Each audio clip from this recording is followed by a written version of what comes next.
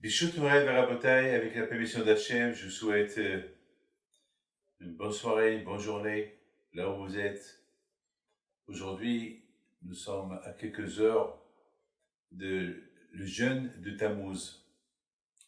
Alors vous savez que le 17 Tammuz, il y a eu beaucoup d'événements qui se sont passés. Et l'un des grands événements, le plus grand événement qui s'est passé, malheureusement c'est ça qui a donné un peu l'accès à tous les mauvais événements, c'est le veau d'or. Alors, on connaît tous l'histoire du veau d'or. Ça s'est passé lorsque Moshe Rabbeinu, il est monté pour apporter la Torah. Les Juifs ont reçu les 10 commandements, ils ont accepté la Torah, la religion, les mitzvot. Alors là, Moshe Rabbeinu, il monte chez Hachem et reste dans le ciel 40 jours, 40 nuits. Et Moshe Rabbeinu, il va étudier la Torah avec Akadosh Baruch Hu, et après 40 jours, il devait descendre avec les tables de la loi. Dans les tables de la loi, il y a là-bas écrit les 10 commandements. Et bien sûr, avec toute la Torah que Moshe Rabbeinu a étudié avec Hachem dans le ciel. Toutes les lois. Alors, les Juifs, ils ont compté 40 jours, mais ils se sont trompés de 6 heures. Ils se sont trompés. Pour eux, 40 jours sont déjà passés. Aujourd'hui, il y a aujourd'hui des montres pour savoir exactement les secondes, les minutes, les horaires, l'heure, etc. À l'époque, il n'y avait rien de tout ça. À l'époque, il n'y avait pas des montres, il n'y avait rien, il n'y avait pas d'horloge, il n'y avait rien du tout. C'était avec, ils avaient des sabliers avec le sable pour savoir combien l'heure. Ils avaient aussi des murs. Enfin, je ne vais pas rentrer dans les détails. Il y avait pas les montres qu'on a aujourd'hui. Donc l'heure, ils ne pouvaient pas savoir exactement l'heure exacte à l'époque. Donc, ils se sont trompés du 6 heures. Alors, ils vont venir chez Aaron à Cohen, et ils ont posé la question. Moshe, il n'est pas là. Il leur a dit, va venir. Eh bien oui, il n'est pas là.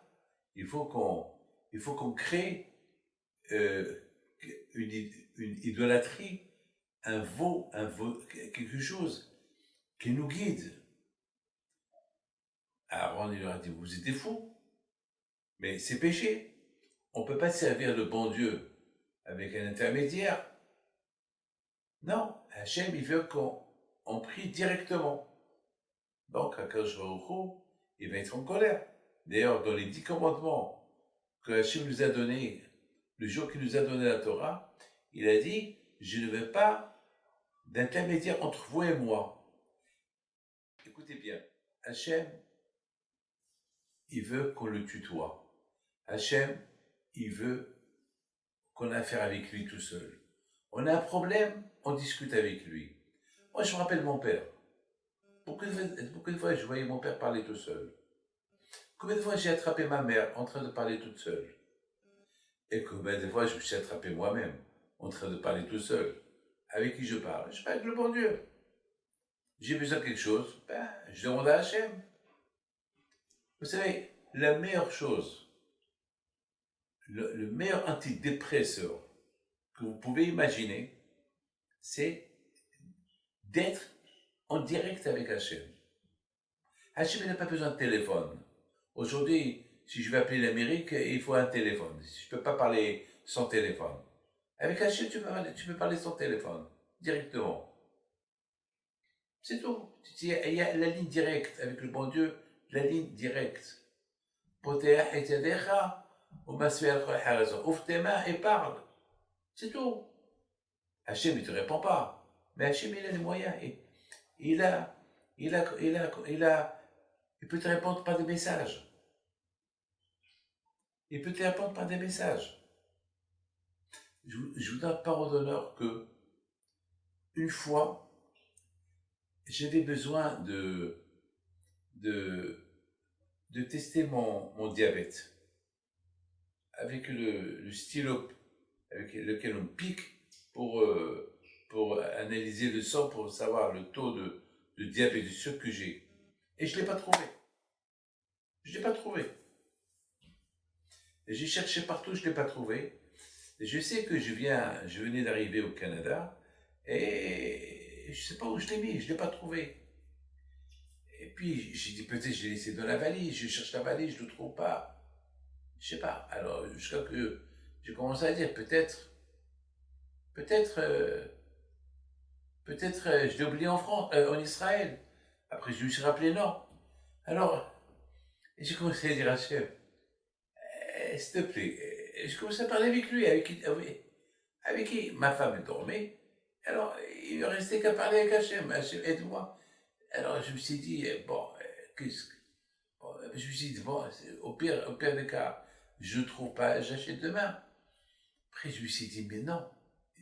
Je me suis rappelé, bon, grâce à Dieu, j'ai une bonne mémoire. Je me suis bien rappelé. Et je me suis dit, non, je l'ai amené avec moi. Il est avec moi. Il est avec moi. Alors, encore une fois, j'appelle Hachem, je dis, Hachem, tu es plus fort. Tu es plus fort. Aide-moi, que je trouve mon petit stylo pick-up. Je me pique pour voir combien de Hachem. Alors, mais je ne sais pas, ma tête, elle me disait que ça, il faut. Allez, David, va dormir, c'est tout, jusqu'à demain. Et je ne sais pas ce qui m'a pris. J'entends un bruit dans une chambre. J'entends un bruit. Mais un vrai bruit, c'est comme quelque chose qui tombait. Bam! On se trouve dans une maison où c'est des amis qui nous l'ont prêté. Donc, je descends les escaliers pour voir qu'est-ce qui est tombé. C'est une histoire que je n'ai racontée à personne. Vous êtes les premiers que je raconte, même à personne. Vous êtes les premiers que je raconte cette histoire. Bon, je descends en bas. Et puis, bien sûr, c'était un petit cadre qui était par terre, qui était tombé. C'était dans mon bureau. Dans mon bureau, il y a beaucoup le balabait, il a des cadres un peu partout. Il est tombé par terre. Donc, je ne sais pas comment il est tombé. Je ne voudrais pas redonner. Je ne me suis même pas posé la question, mais comment il est tombé? Ça fait des années qu'il est là-bas, il est tombé. Et à côté, je trouve mon truc, mon stylo stylo noir avec lequel je me pique pour analyser le son. Alors là, je me suis rappelé que lorsque j'étais dans mon bureau, j'avais apporté ma trousse des médicaments, et ma trousse, etc. Et je me rappelle que je l'ai posé et je l'ai oublié. Vous voyez comment quand je il m'a répondu? Il m'a répondu avec un message, un bruit. Mais le bruit, c'était une photo. Mais maintenant, je commence à me poser la question. Mais comment est tombée cette photo? Je ne veux pas savoir. Le plus important, c'est que j'ai trouvé ce que je voulais. Mes amis, Hachem, il ne veut pas qu'il y a quelque chose entre nous et lui. Hachem, il veut qu'on lui parle direct. On a besoin de quelque chose. On a un problème, on va direct. On lui demande, on lui pose la question. Et on prie et on attend la réponse. Parfois, il ne te répond pas. Ça ne veut pas dire que s'il ne te répond pas parce qu'il ne veut pas te répondre, quand je ne te réponds pas pour des raisons que lui se disait. Nous, on ne sait pas. Mes amis, malheureusement, les Juifs, ils ont insisté pour qu'il y ait un intermédiaire entre eux et Dieu. Malheureusement, ils ont fait le veau d'or. Ils ont fait le veau d'or.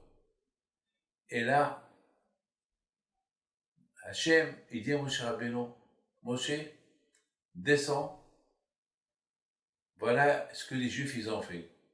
Ils m'ont choisi contre un autre. C'est comme quelqu'un qui change sa Rolls-Royce contre une bicyclette. Mais à boule.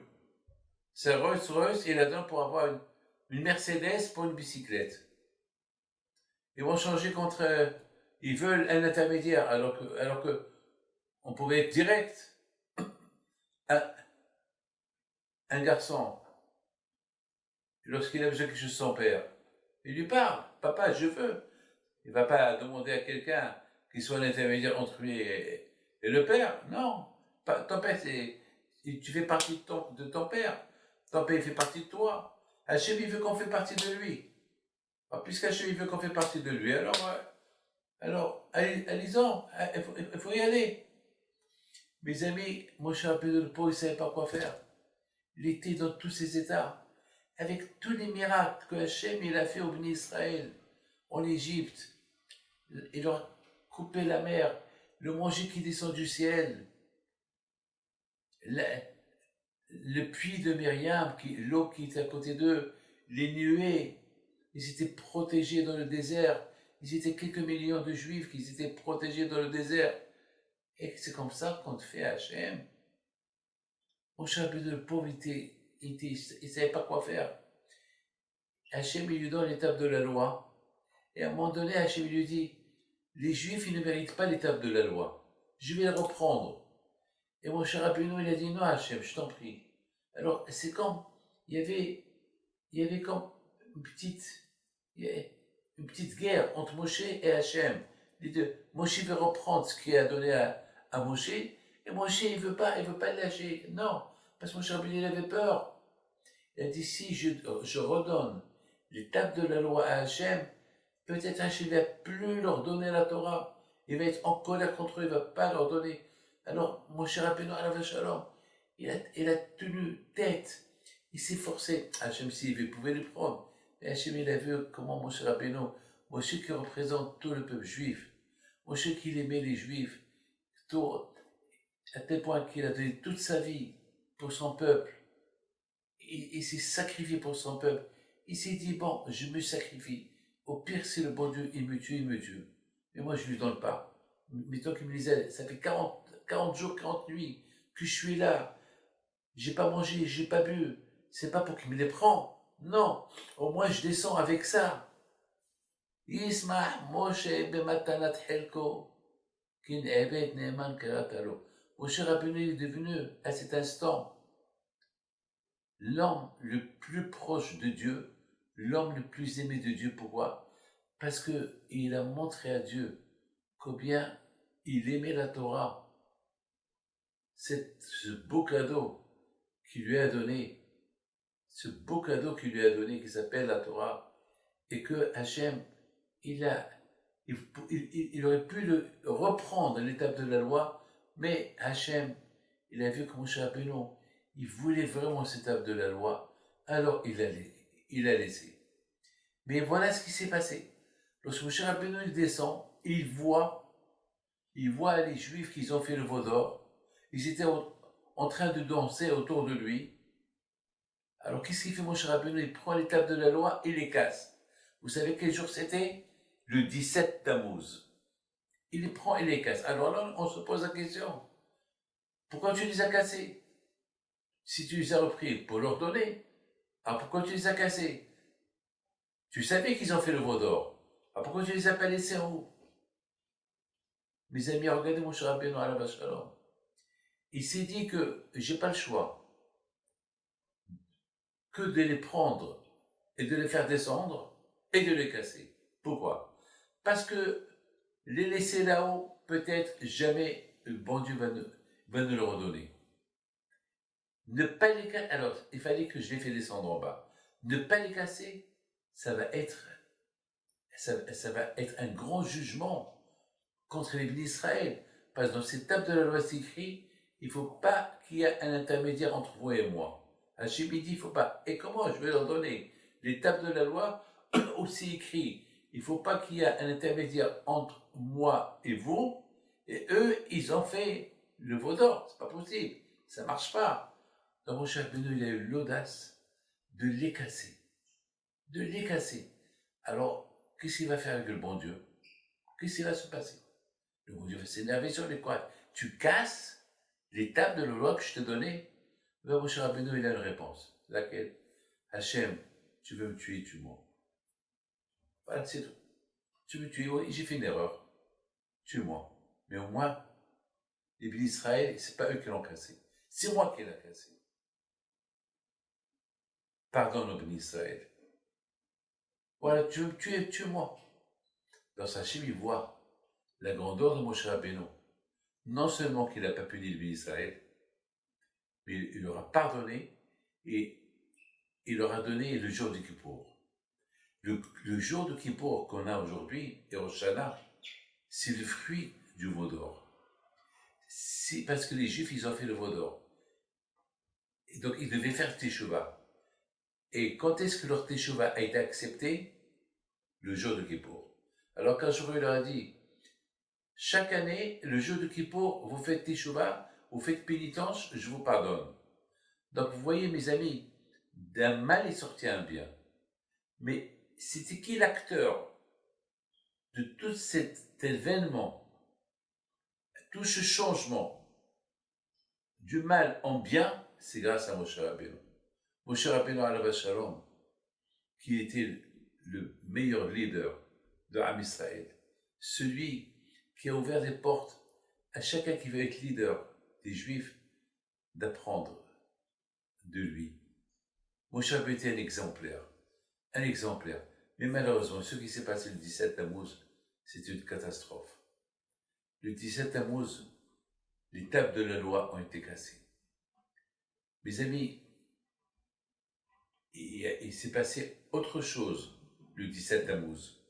Le 17 Tammuz, il s'est passé aussi que lorsque Nabucodonosor il a assiégé Jérusalem pour détruire le temple, pour exiler les Juifs d'Israël, le 17 Tammuz, il a réussi à casser, à détruire la muraille de Jérusalem, et là, l'armée de Babylone, ils ont pénétré à Jérusalem pendant 3 semaines, ils ont fait ravage, et après 3 semaines, à Tisha B'Av, ils ont détruit le temple, le Beth Amikdash.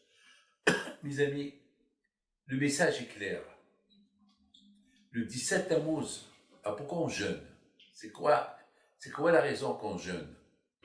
La raison qu'on jeûne le 17 Tammuz, c'est parce que les murailles de Jérusalem ont été détruites. Et alors, parce que les murailles de Jérusalem ont été détruites, on doit jeûner. Alors, mais on a fixé un jour de jeûne jusqu'à la venue de Mashiach, le 17 Tammuz, c'est une obligation de jeûner. Pourquoi pas? À cause des murailles, parce que les murailles ont été détruites, on jeûne. Mes amis, les murailles représentent la Torah. Vous savez, mes amis, on dit « Torah Magina Matsuli ». C'est quoi le but des murailles? Une muraille, elle protège la ville. La Torah, elle protège la personne. Moshe Rabbeinu, lorsqu'il est descendu avec les tables de la loi, c'était de la pierre. Les tables, elles étaient faites avec de la pierre. Ça veut dire, Moshe Rabbeinu, il dit au béni Israël, la Torah, elle protège. Vous respectez la Torah, vous respectez Shabbat, vous respectez le respect des parents. Mes amis, le respect des parents, c'est important. Vous imaginez que le respect des parents, HaKadosh Baruch Hu, il associe sa personnalité avec le respect des parents. C'est écrit dans la Torah, Kabed et avicha v'itimecha ani Hashem. Respecte ton père et ta mère, c'est moi Hashem. C'est-à-dire, de la même façon que tu me respectes, comme ça il faut respecter ton père et ta mère. On dit respecte ton père et ta mère et respecte Shabbat. C'est quoi? C'est quoi le lien? Respecte ton père et ta mère et respecter Shabbat. Pour te dire, de la même façon que tu dois respecter Shabbat, et tu es obligé de respecter Shabbat, comme ça il faut respecter ton père et ta mère. Sans condition. Mais, sauf, si ton père et ta mère, ils te disent, ne respecte pas Shabbat, alors là, Ani Hashem, tu respectes Shabbat. En ce qui concerne le respect des parents, tant que ça ne dérange pas la religion, tu as l'obligation de respecter. Mais au moment que ton père et ta mère te disent, mange le cochon, ou ne fais pas Shabbat, là, tu n'es pas obligé de le respecter. Tu dis à ton père et ta mère avec respect, avec humilité, papa, c'est interdit. La Torah me l'interdit, sauf à de guerre. Et le respect des parents, il est sans condition. Même si tes parents ne sont pas religieux, il faut les respecter. Il faut les respecter. Mes amis, la Torah, c'est une choma. Lorsque les Israéliens ont quitté l'Égypte, c'est écrit lorsque les Juifs ils ont quitté l'Égypte, ils ont traversé la mer, c'est écrit que la mer, lorsqu'elle a été coupée, c'était comme une muraille. C'était comme une muraille d'eau, à gauche et à droite. Et c'est quoi Maïm? On compare la Torah à l'eau. De la même façon que l'eau, elle est infinie, comme ça la Torah, elle est infinie. De la même façon que si on ne boit pas de l'eau, on meurt, comme ça sans Torah, on meurt. Spirituellement, on meurt. C'est la Torah qui donne la vie à la personne. Mes amis, la muraille, elle protège. La Torah, elle protège. Moshe Rabbeinu, il a pris les pierres, les tables de l'eau, il les a cassées. C'était un message. C'est quoi le message? Vous voyez ce que je fais? Que si vous respectez Torah et Mitzvot et les 10 commandements, vous allez être protégés. Sinon, ça va se casser comme ça. Les murailles, même si vous êtes dans les plus grandes murailles du monde, même si votre vie elle est entourée avec, elle est entourée avec des murailles d'1 kilomètre de large, elle sera détruite. Donc mes amis, c'est la raison pourquoi on jeûne le 17 Tammuz pour se rappeler que le message de Moshe Rabbeinu, on ne l'a pas écouté. Ce message de Moshe Rabbeinu, qu'il a cassé l'étape de la loi, le 17 Tammuz, comme signe et comme message, que s'il n'y a pas la Torah, s'il n'y a pas l'étape de la loi, vous seriez détruit là où vous allez être, la ville va être détruite et vous êtes parti en exil. Malheureusement, le 17 Tammuz, l'armée de Babylone, l'armée de Rome sont rentrées à Jérusalem. Et c'est pour ça on jeûne. Pour se rappeler que la Torah, parce qu'on n'a pas écouté le message de Moshe Rabbeinu, voilà ce qui nous arrive. Et le chiffre 17, c'est quoi le chiffre 17? Le chiffre 17, c'est Tov. Tov, c'est le chiffre 17. Tov, c'est tête, vav, bet. C'est le calcul de Tov, c'est 17. Et Tov, ve'en Tov et la Torah. On compare la Torah et la Torah l'appelle Tov. Malheureusement, le 17 Tammuz, parce que on n'a pas respecté la Torah, on est en Israël, alors on a perdu notre protection qui s'appelait Torah. Et voilà, ça nous rappelle le jour, le 17 Tammuz, que Moshe Rabbeinu, il a pris les tables de la loi, il les a cassées. On n'a pas écouté le message, et voilà malheureusement ce qui nous est arrivé. Maintenant, mes amis, il y a une question qui se pose. Et on va essayer de comprendre cette belle question que beaucoup des rabbins ont posée, l'ont posée. Et c'est une belle question. Et même dans Hachamim, ils disent qu'il y a eu un philosophe qui a posé cette question au prophète Jérémie. La question, elle est, quelle est la raison pourquoi on continue de pleurer la destruction de Beth Amikdash jusqu'à maintenant? Alors, pourquoi on ne passe pas un peu à la joie, pourquoi on n'oublie pas un peu? Allez, ça suffit. On va pas J'ai perdu mon père. Ça fait maintenant presque, je sais pas, 38 ans que je l'ai perdu. Ça y est, j'ai pleuré pendant 1 an, 2 ans. Après, ça y est, maintenant je fais la Iloula de mon père. Rabbi Haïm Pinto à la Vacharam, tout le monde a pleuré. Maintenant, on fait la Iloula de Rabbi Haïm Pinto. Regardez, Rabbi Aoudia Youssef, tout le monde a pleuré à sa mort. Maintenant, ça y est. Mes amis, la question elle est pourquoi on pleure la destruction de Beth Amikdash? Pourquoi on ne passe pas à autre chose? Ça y est, on voit un peu l'avenir. Ça y est, c'est du passé. On était à Jérusalem, on était en Israël, surtout maintenant. Maintenant, grâce à Dieu, maintenant, Baruch Hashem, on est en Israël. Maintenant, celui qui veut venir en Israël, qui vient. Ah, je ne sais pas, il y a des gens en France qui vont s'asseoir par terre, ils vont pleurer la destruction de Beth Amikdash. On va leur dire, mais pourquoi vous pleurez? Les Américains, et les Juifs dans le monde, ils pleurent à Tisha B'Av, la destruction de Beth Amikdash. Venez en Israël. Allez au Kotel, allez prier au Kotel. C'est quoi le big deal? Quelle est la raison pourquoi on pleure la destruction de Beth Amikdash? Vous savez qu'est-ce qu'on dit? Que Rachel Imenu, chaque jour, elle pleure la destruction de Beth Amikdash, elle pleure ses enfants qui sont en exil. Écoutez, grâce à Dieu, je m'excuse, c'est vrai, on n'a pas le Beth Amikdash, mais ça va, on est bien. Voilà, si Dieu veut, dans 2 semaines, déjà les gens, ils partent en vacances, les gens déjà, ils achètent, les aéroports, ils sont pleins, personne presque ne pense au Beth Amikdash, vous savez, le jour du Tisha B'Av, le lendemain, presque toute la ville est vide, tout le monde est parti, waouh, tout le monde s'en va. Alors, pourquoi, c'est quoi, quelle est la raison, pourquoi on pleure Beth Amikdash, pourquoi? Mes amis, je voudrais vous dire quelque chose. Les temps d'aujourd'hui et les temps d'avant, ils sont complètement différents. Et jamais j'oublierai. Lorsque j'étais jeune, moi j'ai quitté Essaouira à l'âge de, je sais pas, à l'âge de 10 ans. 8 ans et demi, et j'étais allé chez El Jadida et je retournais. Enfin, à l'âge de 10 ans, j'ai complètement quitté le Maroc pour aller à l'Yeshiva en France. Mais je me rappelle, à ma jeunesse, j'étais jeune, on sentait les, les 3 semaines où il n'y a pas de musique, et les 3 semaines de Tisha B'Av, on les sentait. Depuis, à partir du 17 Tammuz jusqu'à Tisha B'Av, on les sentait, on les sentait. On sentait une tristesse, les gens ne rigolaient pas. On sentait là. Aujourd'hui, c'est plus pareil. Aujourd'hui, presque pratiquement les gens ne pleurent pas à Tisha B'Av.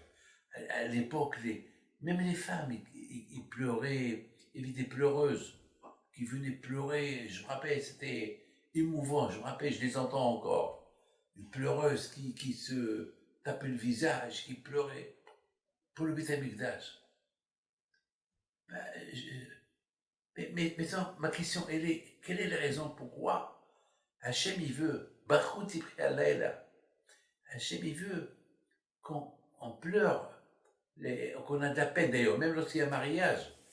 Im Eshkaher Yerushalayim. Donc il y a un mariage, le Hatan nous donne un verre, on dit, monsieur, prends ce verre-là, tu le casses, en souvenir de la destruction de Beth Amikdash. Ah, pourquoi le jour de sa joie, on doit le rappeler la destruction de Beth Amikdash? Regardez aussi, chacun qui construit une belle maison, à la maison, il a là un petit côté, un petit coin qui ne lui termine pas pour se rappeler que même que j'ai une belle maison, mais j'ai pas oublié la destruction de Beth Amikdash. Quelle est la raison? Pourquoi on passe pas un peu à l'avance? Mes amis, je voudrais vous raconter une belle histoire avec Napoléon. C'est une histoire très connue dans l'histoire juive. Napoléon, bien sûr, vous savez, était un grand guerrier, un grand général, un empereur. Il a fait, lorsque l'une de ses guerres en Russie, et bien sûr, là où il allait, là où il gagnait la guerre, là où il y avait une communauté juive, la communauté juive, elle sortait pour l'accueillir avec un Sefer Torah et lui fait une bracha. C'était coutume à l'époque, c'est comme ça que ça se passait. Lorsqu'il y avait des guerres, ceux qui gagnent la guerre, qui rentrent dans la ville, les Juifs toujours ils ont peur, alors ils accueillent celui qui est le général, le roi qui a conquéri, qui a gagné la guerre, avec un Sefer Torah, et ils font la bracha comme c'est le coutume. Mes amis, il y a Napoléon, il arrive dans une ville, il a gagné une guerre, il rentre dans la ville, tout le monde l'a accueilli comme un comme un, comme un vainqueur, gagner la guerre. Bon, et à un moment donné, l'après-midi, les religions, les catholiques, chez les orthodoxes, chacun il vient lui présenter des vœux, et voilà, des bénédictions, et il n'y a pas le juif. La communauté juive, ils ne sont pas venus. Ils n'étaient pas dans la liste du protocole. Donc Napoléon, il s'est posé la question, qu'est-ce qui se passe? Ils ont dit, les juifs aujourd'hui, c'est un jour de deuil chez eux. C'est un jour de deuil. C'est un jour de deuil, c'est pour ça qu'ils n'ont pas voulu venir le jour de deuil, de souhaiter la bienvenue, parce que c'est pas bien. Ah bon, jour de deuil, un deuil national, c'est quoi ça? Ben, ils ont dit, on ne sait pas, c'est leur coutume. Napoléon était curieux. Il a dit, tiens, j'ai rien à faire. J'ai bien envie d'aller voir ce qu'ils font. Alors, bien sûr, ils ont averti la communauté juive. Ils se sont tous préparés. Tout le monde est venu à la grande synagogue. Et voilà l'empereur qui arrive. C'est une histoire qui s'est passée en Russie. L'empereur, il arrive. Il voit les juifs un peu pâles. C'était l'heure de Minha. Ils étaient encore assis. Et les chaises, ils étaient un peu arrangées à gauche et à droite, parce qu'ils étaient assis par terre. Alors il leur dit, c'est quoi aujourd'hui? Il lui dit, Majesté, on s'excuse. On a déjà parlé avec le protocole royal que c'est demain qu'on devait venir chez vous pour faire la bénédiction. Aujourd'hui, on ne pouvait pas, parce qu'aujourd'hui, c'est un jour de deuil. Quel jour de deuil? Parce qu'aujourd'hui, c'est Tisha B'Av, et c'est comme aujourd'hui, le temple Anneau a été détruit il y a à peu près moins de 2000 ans. Il leur a dit, pour une maison, vous faites tout ça? Mais vous n'avez pas oublié 2000 ans pour une maison? Ils ont dit, Majesté, vous ne pouvez pas comprendre. C'est pas une maison comme toutes les maisons, c'est la maison de Dieu. Il leur a dit, même la synagogue, c'est la maison de Dieu. Alors si une synagogue, elle est détruite, vous allez faire le deuil pour une synagogue? Non, c'est pas pareil. Pourquoi c'est pas pareil? Alors, ils ne peuvent pas lui expliquer tout. Mais en deux mots, ils ont dit, Majesté, c'est long. C'est la maison de Dieu. C'est long. Cette maison de Dieu, il nous réunissait. Aujourd'hui, il y a partout des synagogues. À l'époque, on avait une seule. C'était le Beth Amikdash. C'était la source de l'intelligence, la source de l'union, la source du bonheur. Dans cette maison de Dieu, il y avait tout. Il y avait de tout. Il y avait là-bas l'Emouna, il y avait là-bas des prophètes, il y avait là-bas les Sanhedrim, il y avait là-bas tous ceux qui pouvaient pas, qu'il avait une question, il y avait là-bas des rabbins qui pouvaient lui répondre à toutes les questions qu'il avait. C'était le bonheur.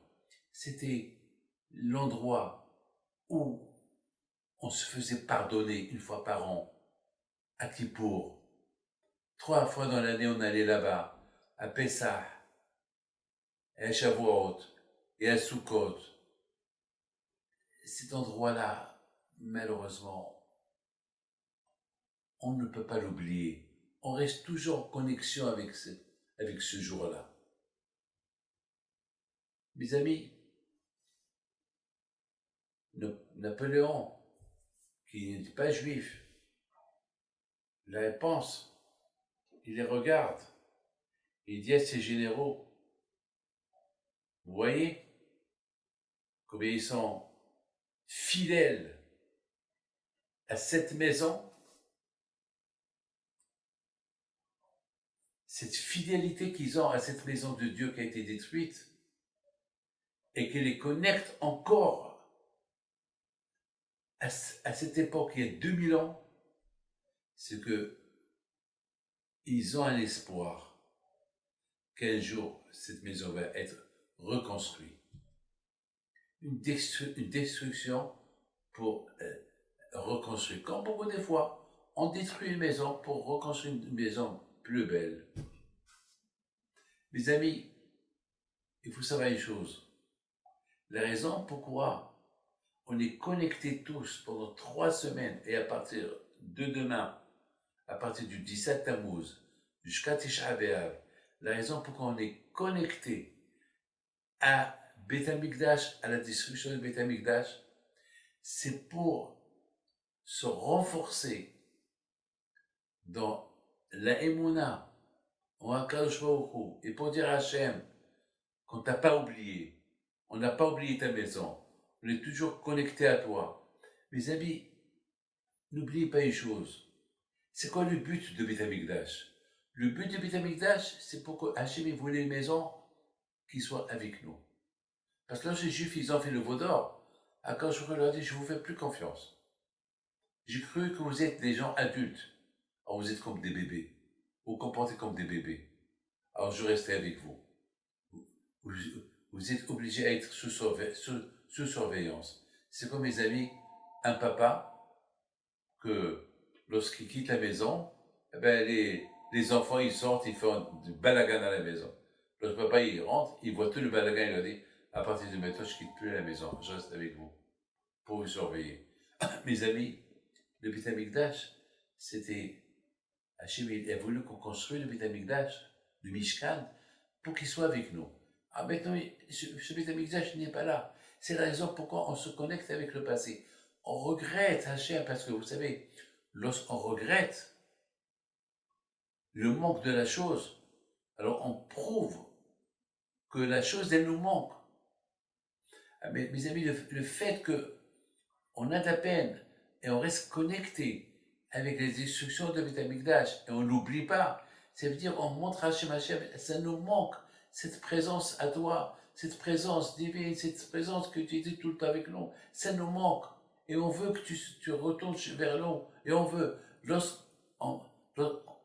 chaque jour, on montre avec un peu de tsar qu'on a, avec un peu de peine qu'on a, le manque de Beth Amikdash pendant ces 3 semaines, à partir du 17 Tammuz jusqu'à Tisha B'Av, lorsqu'on montre à Akadosh Baruch Hu, lorsqu'on lui montre qu'on a de la peine de cette maison qui était la source de l'union, la source de la Kedusha, la source de la Tahara, lorsqu'il était impur, alors on allait là-bas pour jeter sur lui les cendres de la vache rouge pour le rendre pur, et c'était là-bas qu'on faisait sacrifice, c'était là-bas que tout le monde serait, et là-bas on voyait des miracles, des millions de juifs, tous sur une montagne, et aucun n'a dit, j'ai pas de place. C'est pas possible. Dans le Beth Amikdash, il peut y avoir des centaines de milliers de personnes qui peuvent rentrer alors que le Beth Amikdash était petit. C'est pas possible. Donc c'est la raison pourquoi on se connecte avec le passé pour réveiller le passé en nous, pour montrer à Hachem, on n'a pas oublié. Le fait qu'on dit on n'a pas oublié, c'est-à-dire qu'on réclame sa venue, on réclame Mashiach, on réclame que Hachem retourne, on réclame la maison de Dieu qu'elle soit encore bâtie encore une fois. C'est tout cela, mes amis, ils sont liés avec cette zichron, se rappeler la destruction de Beth Amikdash de chaque jour. On construit avec la pensée, mes amis. Vous savez, mes amis, c'est écrit dans la Torah, Uschartem, Etem, Uschartem, Asim. Tu vois, tu te rappelles et tu fais.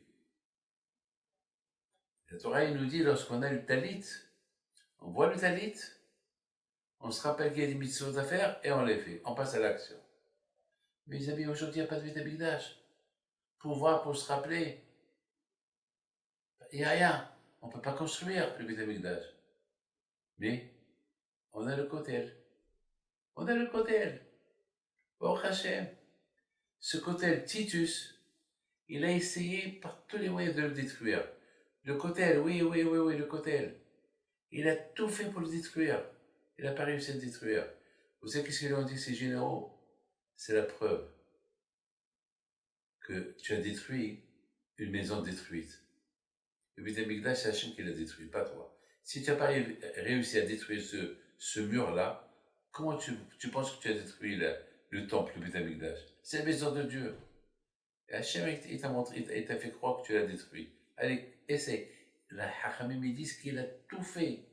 Il a tout fait. Il a tout fait pour détruire. Ce qu'autel, il n'a pas réussi. Alors, qu'est-ce qu'il a fait?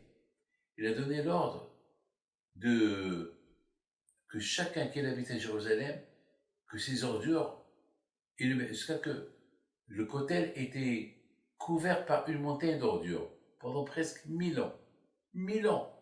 Chacun y jette, jusqu'à le roi, le roi turc, Salim, le roi turc, que lui, il a libéré Jérusalem des croisades, oui, il a construit un petit palais à Jérusalem, et de là-bas, il pouvait voir tout Jérusalem. Il voit des gens qui viennent avec des ordures jetées dans. Il s'est énervé, qu'est-ce qui se passe, c'est quoi ça? Ben, ils lui ont dit, ça fait presque des centaines d'années que les gens ils jettent des ordures là-bas. Il a dit, ben attends, c'est en face de mon palais. Et il a apporté des gens, il a loué des centaines de gens pour nettoyer. Et lorsqu'il a nettoyé, il y avait le mur, le Kotel. C'est ce Kotel qu'on a aujourd'hui. Lorsqu'on voit le Kotel, on voit le Beth Amikdash. On voit une partie de Beth Amikdash. Il les est en mettre à côté, nous.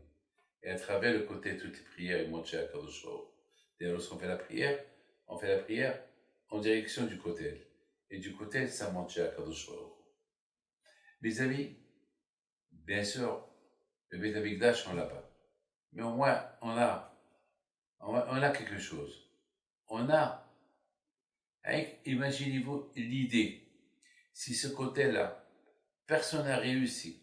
Vous savez que ce côté-là, il fait partie de la muraille.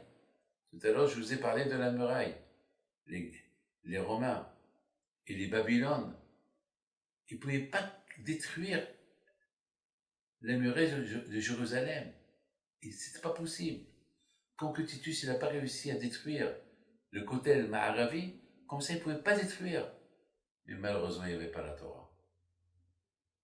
Parce que les Juifs, ils n'ont pas respecté la Torah. C'est le message de Moshe Rabbeinu.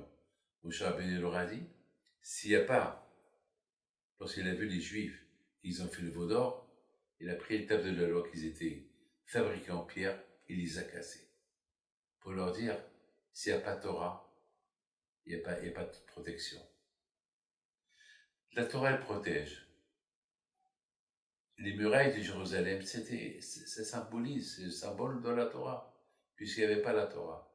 Donc, ça, elle ne les a pas protégés, et ils sont cassés. Et ça s'est passé le 17 Tammuz. Et à partir de là, malheureusement, il y a ces 3 semaines-là, que malheureusement, c'est 3 semaines de deuil.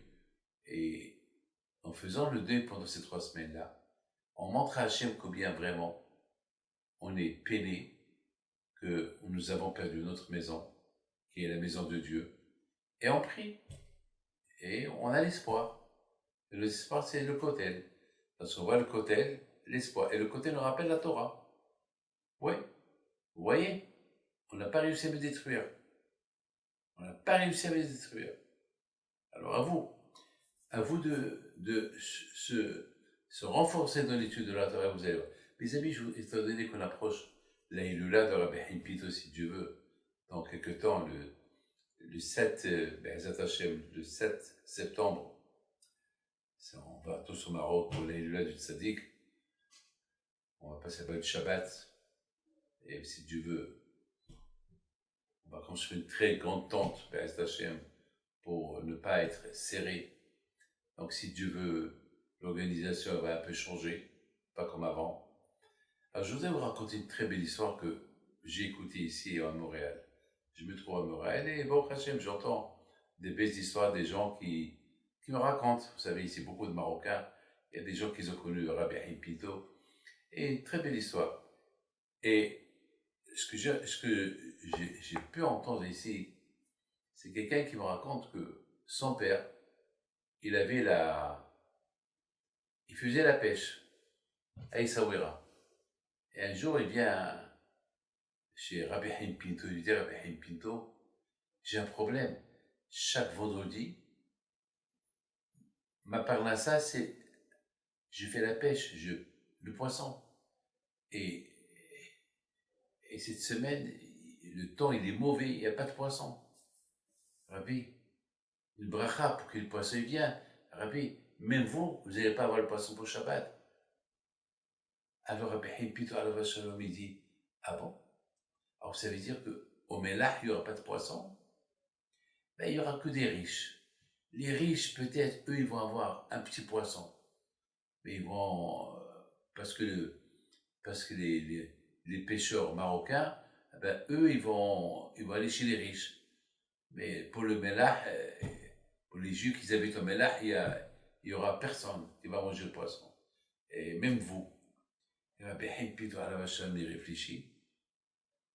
Il dit, tu vas aller à tel et tel endroit, à côté là où il y a des rochers, à Essaouira.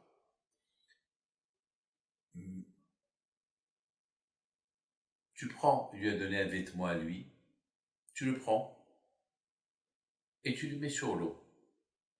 Et les poissons vont venir vers toi. Et tu ramasses ce que tu peux ramasser. Tu m'apportes tout chez moi. Et c'est moi qui va te dire à qui les donner. À qui les donner. Après, je te laisse un peu pour toi, pour que tu les vends, pour ta panassa. Mais, c'est ce qu'il a fait. Quelques heures plus tard, il arrive vraiment avec un chariot plein de poissons. Ah ben, et puis il sourit. Il était heureux. Il lui dit avant, très bien. Alors voilà. Et il a fait le partage, ça c'est pour toi.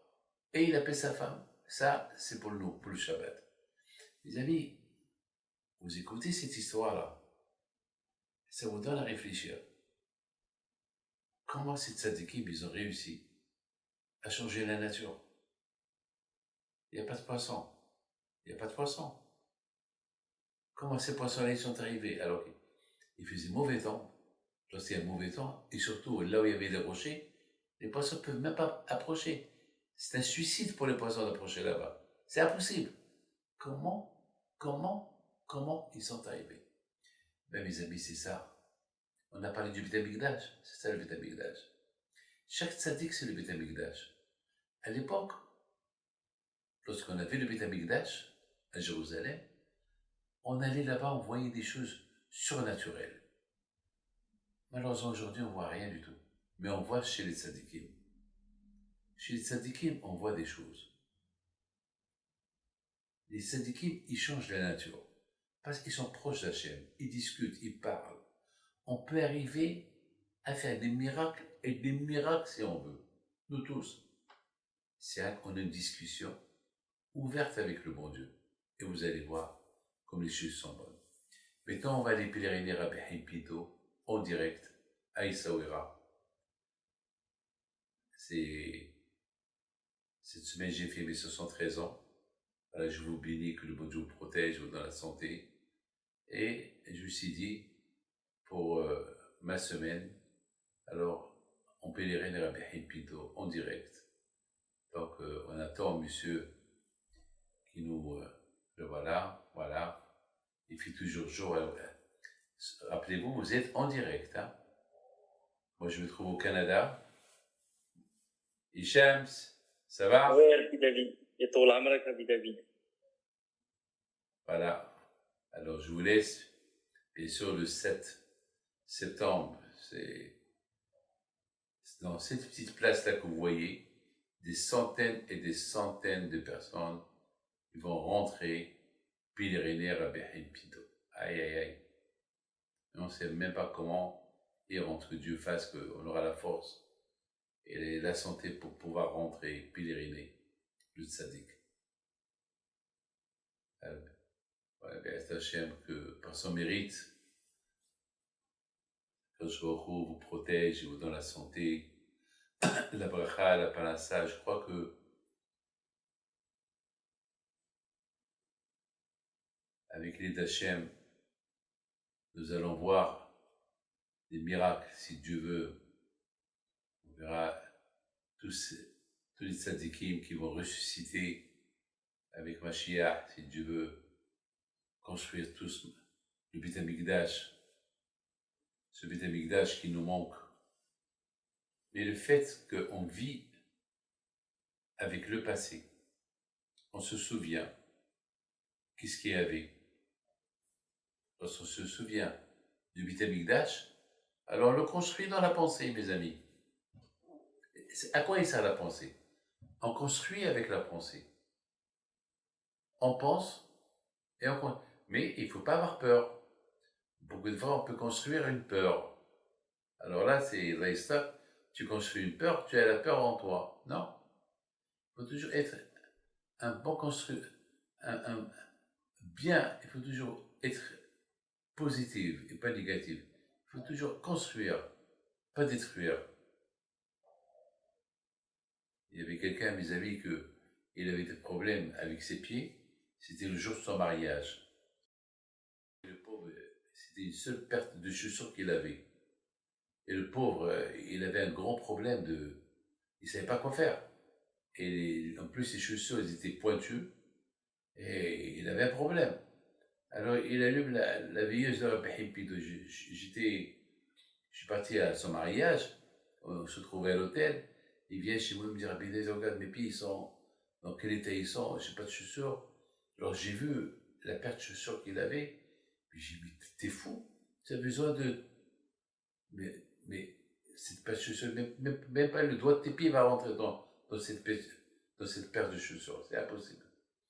Mais il dit alors, prie pour moi. Je dis, attends, tu crois que je vais déranger la Béhipi de pas une paire de chaussures? Va chez toi une paire. Elle a dit, mais non, le costume, ça match. Et qu'est-ce qu'il fait? Il allume une veilleuse de Rabbi Pinto. Il dit, Rabbi Pinto, tu m'excuses, c'est le jour de mon mariage. Je m'excuse, je te dérange pour une paire de chaussures. Je sais que mes pieds, ils sont larges. J'ai une infection dans mes pieds. Et les chaussures, ils sont trop petites, trop serrées. Même les doigts des pieds ne rentrent pas. Tu fais un miracle, tu fais quelque chose pour moi. Je ne veux pas avoir honte. Et sa mère, elle lui dit, viens, je t'aide à mettre tes chaussures. Moi, j'ai dit, ceux-là, ces deux, ils sont fous. Un, il est fou, et sa mère, elle est encore plus folle que lui. Elle veut l'aider à faire entrer ses pieds dans les chaussures. Je vous donne parole d'honneur. Je vois ses pieds et je vois les chaussures. C'est comme les Havdis, David et Goliath. C'est comme David et Goliath, c'est pas possible. C'est impossible. Et à cette époque-là, mes amis, je devais sortir pour aller me laver les mains. Et le temps que je sors, je vois le monsieur debout avec les chaussures. Je dis, mais comment tu as fait? Il m'a dit, ben, c'est Rabbi Haim Pinto. Je dis, comment Rabbi Haim Pinto? Je dis, non, c'est pas possible. Tu as changé les chaussures. Mais lorsque j'ai vu les chaussures, c'était pas ça. Je dis, enlève-les, je vais voir tes pieds. Et il a enlevé les chaussures. Et les pieds étaient grosses. Je dis, comment? C'est pas possible. Et il a fait rentrer ses pieds. J'ai rien compris. J'ai rien compris. Ça, c'est pas comme l'a raconté, je l'ai vu. Ça, c'est le Kouat, ça dit. Hicham, est-ce qu'on peut sortir dehors, voir le coucher de soleil? D'accord, après. Ah, c'est beau. Voilà. Ah, c'est beau. S'il fait jour encore à Essaouira. Voilà, tu voyez, on commence déjà à préparer Regarde la différence entre le fond du cimetière. Déjà, on prépare les pèlerins. Déjà, on prépare les tombes, avec des pains avec de la chaux. Ouais, si Dieu veut, c'est bientôt. Regarde quelle beauté le soleil. Et le mur que vous voyez en face de vous, c'est les murailles. On a parlé des murailles. On les a, pour Hachem, on a travaillé les murailles cette année. Il y avait des gros trous. Et pour Hachem, on a fait du beau travail. vous attend tous, si Dieu veut. Le bon Dieu vous protège. Il vous donne la santé et la joie. Regardez la Shekhina, oh là là. Le soleil, des oiseaux, des muettes. Il y avait quelqu'un qui cherchait la tombe de son grand-père. Il n'a pas trouvé la tombe de son grand-père. Il a fait un vœu. Il s'appelle M. Lugassi. Il habite à Marseille. Il a fait un vœu. Il a dit, si je trouve la tombe de mon grand-père, alors je fais Teshuvah. Je retourne vers Hachem. Et à un moment donné, il voit des centaines de muettes qui descendent sur une tombe. Tous sur une tombe. Et le gardien, il dit, oh là là, qu'est-ce qui se passe là? Ils sont partis vers la tombe où il y avait les muettes. Toutes les muettes sont parties. Il est resté une seule. Il approche. C'était la tombe de son grand-père. Voilà. On parle avec le bon Dieu nous répond. Le bon Dieu vous protège, il vous donne la santé, la joie, la prospérité.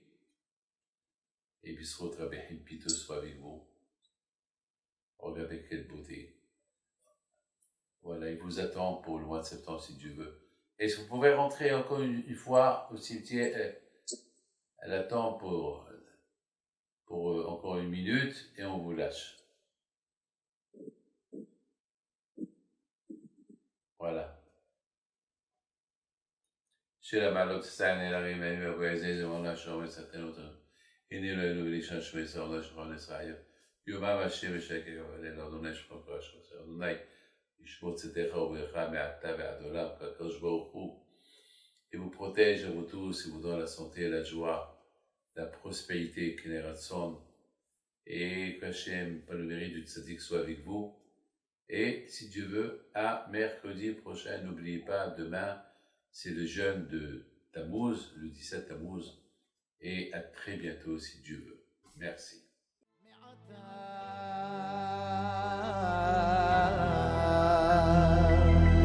ועד עולם